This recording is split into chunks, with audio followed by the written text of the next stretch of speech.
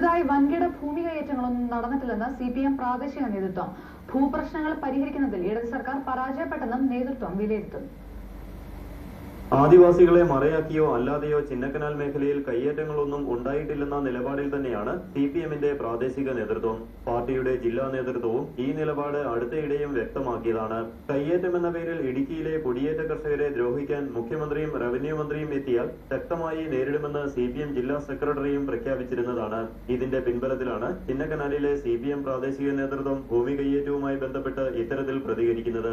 കർഷകരെയും ആദിവാസികളെയും ദ്രോഹിക്കുന്ന നടപടിയാണ് LDF സർക്കാർ സ്വീകരിച്ചതെന്നും CPM Chinnakanal local സെക്രട്ടറിയും മുൻ പഞ്ചായത്ത് പ്രസിഡന്റുമായ ആൽബിൻ പറഞ്ഞു.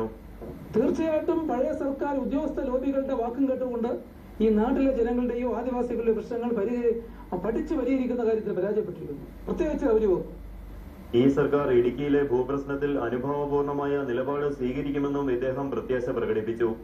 പുതിയ ഗവൺമെന്റിന്റെ ഭാഗത്തുനിന്ന് ഒരു ന്യായം അല്ലെങ്കിൽ പ്രശ്നത്തിന് പരിഹാര മാർഗം ഉണ്ടാകും എന്നാണ് വിശ്വസിക്കുന്നത്.